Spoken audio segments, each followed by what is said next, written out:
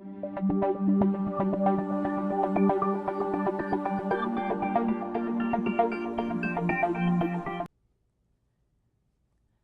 right, everybody, we're working with law of signs, and we're in section 7.2, and look at the title of the section.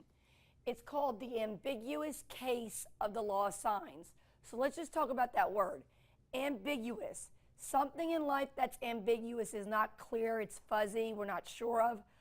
Well, that happens with the law of signs. Sometimes when we use the law of signs, we may not get one answer. In section 7.1, when we used the law of signs, we always got one answer for what we were finding, whether it was side B or side C. Well, let me talk about why we only got one answer in section 7.1. If we go back to section 7.1, our first example, you were given angle A was 32 degrees, angle B is 81 and 8/10 degrees, and side A was 42 and 9/10 centimeters. If you remember in geometry, when we talk about patterns of triangles, we name those patterns by angles and sides. And back in geometry, this was called the angle side pattern, or AAS. And why that was important back in geometry class is the AAS pattern. If you're given the measure of an angle, the measure of the angle, and the side on the out part of it, there's only one way to draw that triangle with that information. So the AAS pattern shows you can only make one triangle with that information. And that is why when we found side B and C, we only got one side, one answer. On example 2 in 7.1, when we talked about finding the lengths from either side looking at the flag, we were given a 70-degree angle, 140 feet, and a 58-degree angle. Well, again, there's two angles I was given and there was a side I was given. But this time, the side is physically in between the two angles. So this was called the angle side angle pattern, or abbreviated ASA. And again, this pattern proved if I only give you two angles and the side in between, physically I can only draw one triangle with that information. So the first thing I want you all to know is when we have the AAS pattern, angle side, and when we have the ASA pattern, angle side angle. When we're given two angles and a side of a triangle that is not right, we can use law of signs to solve, which we did in section 7.1. And when we solved, we got one answer for everybody. What we're going to find out in this section is what happens if we were given an angle and two sides. Does that change what's going to happen? And the best way to explain this to you is to physically show you how, if I give you information, how it only draws a triangle or it may draw more. So in your notes, I have three cases we're going to look at. Okay? This case gives you two angles and a side. This case gives you two angles and a side. This case gives you two sides and an angle.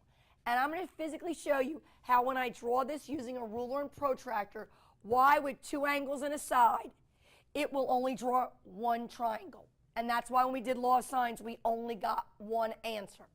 I will show you with a ruler and protractor, when I'm given one angle and two sides, which is not up here, how this is going to draw more than one triangle. So let's go to the board. Listen to me as I'm drawing. Okay, so if you look, I have my protractor. Let me widen it out a little bit. And I have a ruler. Okay, and I'm going to use these two tools to physically draw what I'm giving you. So on case 1, it says, construct a triangle that has angle A be 30 degrees, angle B be 50 degrees, and side AB be 6 units. And I'm going to use, because I'm on paper here, I'm going to use the centimeters. Okay? The first thing before we can ever draw a triangle is we have to start with an initial ray. So I'm going to just put a vertex point. Okay? And I'm going to draw me an initial ray to get started. Okay. So there's my initial ray. Okay, everybody agree? And first thing I want to draw is I want to draw angle A to be 30 degrees. So I'm going to label this vertex point angle A. To draw a 30-degree angle, I have to put my protractor down, line it up with my initial ray, and I'm going to count 10, 20, 30. So I'm going to put a tick mark right there. And I'm now going to draw that ray to show that this is going to make an angle that's 30 degrees. And that ray can be as long as it wants. So I'm going to make it really long. And if you look, I now know this angle is definitely 30 degrees. Okay? It says in this triangle it wants angle B to be 50 degrees. Well, the first problem is, where do we put angle B? Do we put B down here and draw a 50-degree angle? Do we put B there? I don't know, so let's wait a minute. The third part says line segment A to B has to be 6. And I'm going to say 6 centimeters. Well, let's do that. I know this is A. So why don't we measure across 6 centimeters? So let me get my ruler. And here would be 6 centimeters. Y'all see that? I got it marked on 6. So I know that's where B's got to go. Vertex B has got to go there. Because it said from A to B had to be 6. And I'm using centimeters. Now I can do the other part, which says make angle B 50 degrees. So I'm going to get my protractor. I'm going to put it on B. And when I go to measure angle B, everybody think about this. If I'm trying to make a triangle, do I want that ray to go that way and measure 50? No, I want that ray to go this way because I'm trying to form a triangle. So I put my protractor down. And if I'm counting 50, I'm counting from this direction. 10, 20, 30, 40, 50, which is right there. So now, and that's, you know, for fact, is 50 degrees. If you look, what pattern do you see up here? Well, you see I drew 2 angles and 1 side. Is that AAS or is that ASA? That is the pattern angle, side, angle, because the side is in between. And when you're given the pattern angle, side, angle, there is only one way to draw that triangle. That was it. There's only one way to draw that. Now, I know what some of you are thinking. Well, Miss Black, couldn't you measure from here to here B? Yes, you could have. And you could have put 6 here and then made the 50-degree angle. But if you would have turned it, it would have been the same triangle. When you're given an angle, a side and an angle, physically, there's only one way to draw that triangle. That's why when we did law of sines in section 7.1, we got only one answer, because there's only one way to draw that triangle. Okay? All right, let's go to the next one. The next case, all right, let me get a clean piece of paper. Case 2. It says construct a triangle, and the given information is you have angle A again is 30 degrees, angle B is now 90 degrees, and BC is 4. So again, before we can do anything, we have to make a vertex point and an initial ray. So I'm going to put my vertex point. Okay, I'm going to draw an initial ray. I'm going to make it as long as I want. Okay. And I'm going to label this point A. So again, it says to measure angle A to be 30 degrees. Well, I can do that right now. I can put my protractor down. Make sure it's lined up. I'm going to count off 10, 20, 30. And I'm going to draw that ray as big as I can.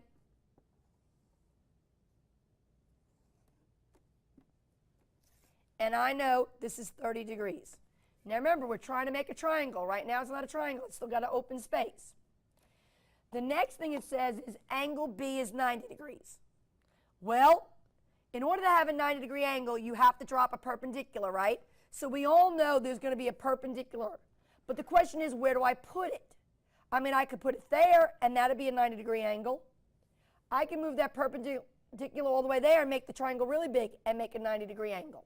So let me wait and see what the third piece of information is. The third piece of information says from point B to point C has got to be 4. So that's point A. So point B could be somewhere down here, and point C could be somewhere up here, or vice versa. I could put point B up here and point C down here. Either way, point B to C has to be how many units? 4. So this is where your ruler is going to come in. I got to measure so that the distance between the initial ray and the terminal ray is 4 centimeters. So look, if I start here, here's the initial ray, and the terminal ray, that's only at 3. So I need to keep pushing this back till it gets a distance of 4, which is right there. It can't push back all this way, because if I push it back all this way, then the distance from here to here, the perpendicular, it says is at 8. So let me put it back to where it's at 4, which is right about there. You all agree? That's at 0. That's at 4. So let me get my marker. So I know my point is going to be about there. And I know underneath it is going to be the other point. Now, it does matter who I label B or C. It says angle B is the 90 degrees. So this has got to be angle B. Because when I connect, I have to have it at a 90-degree angle. Angle B is 90 degrees. That is angle C. So if you look, again, how many triangles were I able to form given that information? I only formed one triangle. Now, what information did I give you? I gave you angle A was 30, I gave you angle B was 90, and I gave you B to C is 4. If you look, is that the pattern angle, side, angle? No, that's the pattern angle, angle, side. So that is why when we did law of sines in section 7.1, when we're given an angle and a side and we use law of sines to find the other side, we only got one answer. Because with this pattern, only one triangle can be drawn. All right. Now, let's see what's going to happen today.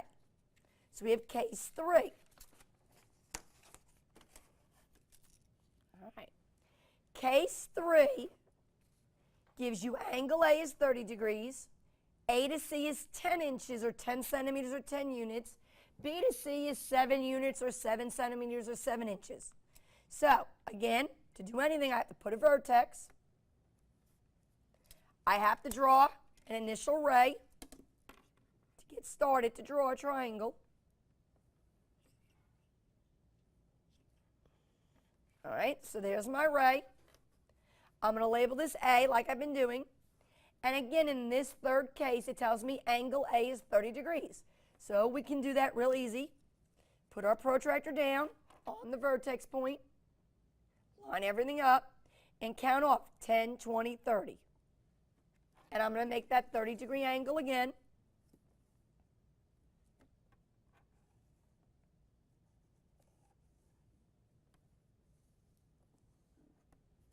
Okay. All right. So now I know that this is 30 degrees. So now the question says from A to C is 10 units. So you have a decision to make. Do you want to put C down here and measure A to C to be 10? Or do you want to put C up here and measure A to C to be 10? Doesn't matter to me. I'm going to start down here. I like it better. So I'm going to get out my ruler, and I've been using centimeters, so I'm going to keep using centimeters. So I'm going to put at A 0, and I'm going to mark where it becomes 10 centimeters, which is right there. All right? So now I know that's where point C has got to go, and I know that's 10 centimeters. Everybody's good? Awesome. The other piece of information they give me is B to C is 7. So I know point B's got to go somewhere up here. And when I connect B to C, I'm going to make a triangle. But I have to make sure the distance between them is 7. So first of all, if you look, it can't be perpendicular. Because if I lay out my ruler perpendicular, it's at 8. So I know angle C is not 90 degrees. So the first thing I'm thinking is to pull this ruler out and see if I can get 7. Well, that's not working because it's going 8, 9, 10. So let me pull it in. And do you agree when I get right about there? Do you see how this 7 inches is hitting the terminal ray? So that's where point B can go. All right, so hold on, let me mark that. That's where point B can go. That's where the distance from B to C is 7. I'm going to connect that. And you're going to say, well, we're done. No, you're not, because watch this. I'm at point C, and yes, this is one place where B to C is 7. But if I keep turning my ruler in, watch what's going to happen. Everybody look closely. Let me get it on there. There's C. Everybody look. There's the beginning of the ruler. And there we go. 1, 2, 3, 4, 5, 6, 7. Does everybody see that? Do you see how from here, 0, all the way to here is again 7? So at this part here, I can be a distance of 7. Which means I'm not sure what location B would be in. B could be here, and that's a distance of 7 centimeters. B could be here and be a distance of 7 centimeters. So I hate to tell you, but we didn't draw one triangle, we drew 2. We know A's there, and we know that's 30 degrees. We know C has got to be here because it said A to C has to be 10. But it said from B to C could be 7. So one triangle is this guy, and the other triangle is this guy. Now look at what pattern I have here. I didn't give you 2 angles this time. I only gave you 1 angle, and I gave you 2 sides. Is that angle physically in between these 2 sides? No, it's not. Here's the 2 sides. The angle in between would be here. So we call this the ASS pattern. Angle, side, side. If I look at the big triangle, there's the angle A, there's the side, there's the side. Now in math, we don't like writing bad words, so we don't write ASS. We will write that as the SSA pattern. Bad words in real life are no-nos. Bad words in math class means something weird is happening. When you are given an angle and 2 sides, that tells you when we go to solve using law of sines, there may not be 1 answer. There may be 2. And that's the hard part, is understanding why. So I want to show you geometrically why that is. Don't listen to the textbook and memorize all the rules they have. All I'm going to do is show you, if you know you have the ASS pattern, that means when you go to work law of sines in a couple of minutes, beware. You may not just get 1 answer. You may get 2. Okay, I'm going to stop this video, let you think about this, and we'll come back and actually now work with the ASS pattern.